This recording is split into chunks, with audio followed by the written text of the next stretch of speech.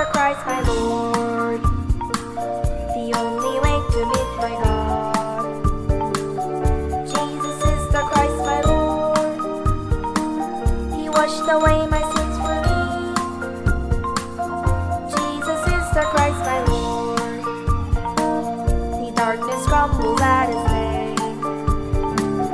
Jesus is the Christ my Lord, King of kings I will proclaim. Jesus is Christ.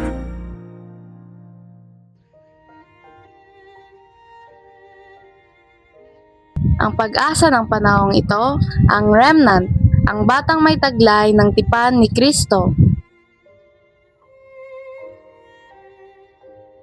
Nagsimulang magtalo ang mga alagad kung sino sa kanila ang pinakadakila. Ngunit alam ni Jesus ang kanilang iniisip, kaya tinawag niya ang isang maliit na bata at pinatayo sa kanyang tabi. At sinabi niya sa kanila, ang sinumang tumatanggap sa batang tulad nito sa aking pangalan ay tumatanggap sa akin, at ang tumatanggap sa akin ay tumatanggap din sa Diyos na nagsugo sa akin. Ang pinakamaliit sa inyong lahat ang siyang pinakadakila. Lucas 9:46 hanggang 48. Matapos pagalingin ni Jesus ang batang sinasapian ng dyablo sa pamamagitan ng otoridad ni Kristo, ang mga alagad at ang mga tao ay labis na namangha. At sa sandaling iyon, nagsalita si Jesus ng isang napakahalagang bagay sa mga alagad. Makinig kayong mabuti, ako ay malapit nang ipagkanulo at ipako sa krus. Ano ang sinabi ni Jesus? Ang Mesyas na si Kristo mula sa Genesis 3:15 ay nagsabing siya ay papunta sa krus para sa atin. Bakit kailangan siyang mamatay sa krus?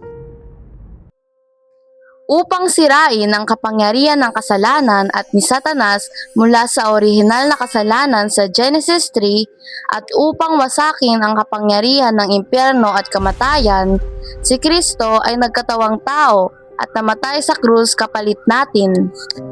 Kahit nagsalita si Jesus tungkol sa krus, hindi ito naunawaan ng mga alagad dahil sa orihinal na kasalanan. Ang orihinal na kasalanan ang umahadlang upang hindi marinig si Kristo.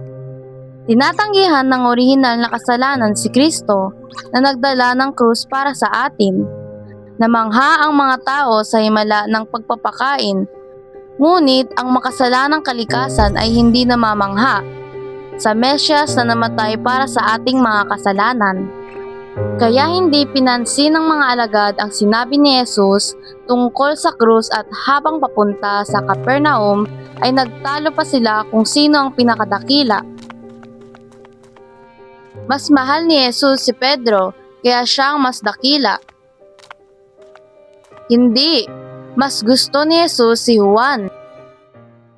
Sa sandaling iyon, tinawag ni Jesus ang isang batang kumikislap ang mga mata na nakatingin lamang sa kanya ng may pagmamahal. Wala siyang interes kung sino ang pinakadakila at wala rin siyang pagnanais na maging pinakamataas. Tanging si Jesus lamang ang kanyang tinitingnan. Yakap ni Jesus ang bata, pinatayo sa kanyang tabi, at nagsalita sa mga alagad.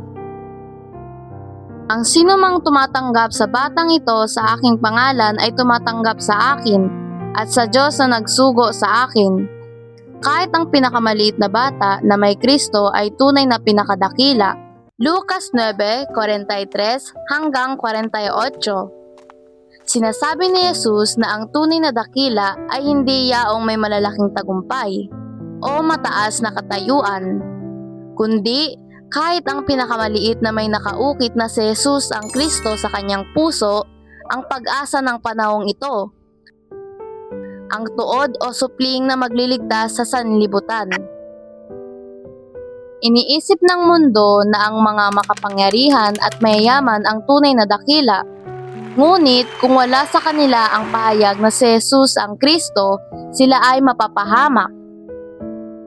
Ang tao ay nilikha ayon sa larawan ng Diyos. Ngunit bumagsak dahil sa kasinungalingan ni Satanas sa Genesis 3.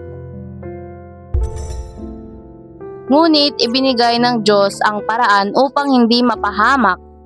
Durugin ang ulo ng ahas sa pamamagitan ng pangalan ng binhi ng babae. Ang Mesyas, ang unang ebanghelyo ng Genesis 3:15. Genesis 3:15. Ang binhi ng babae si Jesucristo. Ang ulo ni Satanas dinurog at tuluyang winasak. Ang batas ni Kristo na sumisira sa kapangyarihan ng kasalanan at gumagapos sa kapangyarihan ni Satanas. Kailangan nating malaman ang batas ni Kristo upang maisara ang pintuan ng impyerno at makapasok sa kaharian ng Diyos. Sinabi ni Jesus na ang simpleng naniniwala tulad ng bata na si Jesus ang Kristo ang tunay na dakila. Ang pagtawag na si Jesus ang Kristo ay sumisira sa gawain ng dyablo. Juan 8:44. Nawawala ang takot at dumarating ang kapayapaan. Ang kapangyarihan ni Kristo ay tulad ng dinamita na sumisira sa kapangyarihan ng kadiliman. Ngayon, sabay-sabay nating ipahayag ang 7-second miracle. Si Jesus ang Kristo. Ako ay anak ng Diyos. Ang lahat ng mga problema ay tapos na. Diablo, umalis ka. Kapuspusan ng banal na espiritu. Pag-ebanghelyo sa Pilipinas at sa buong mundo. Merry Christmas!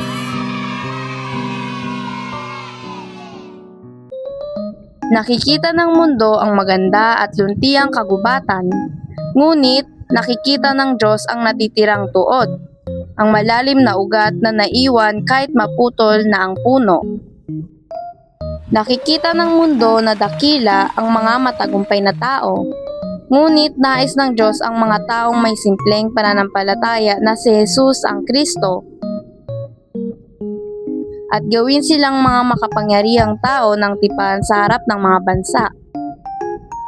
Ang mga halimbawa ng tuod o mga nalabi ay sina Jose na ipinagbili bilang alipin at si David na isang pastol ngunit tinalo si Goliath.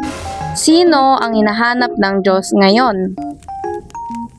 Silang mga tumatanggap ng ebanghelyo ng may dalisay at parang batang pagkamanghang pananampalataya tungkol kay Kristo ng Genesis 3:15, tayo na mga tuod kasama si Kristo, ang pag-asang magliligtas sa mundo. Naway tayo'y maging spiritual summit na nakaukit sa puso na si Jesus ang Kristo ngayong linggo.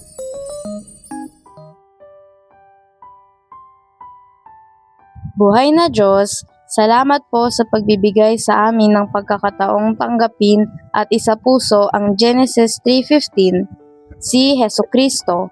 Tulungan mo po kaming panghawakan ang pag-asa ng panahong ito, ang mga nalalabi na may tipan ni Kristo, at maging makapangyarihang tao ng tipan na gagamitin mo upang magdala ng kaligtasan sa 237 na mga bansa bilang mga spiritual summit.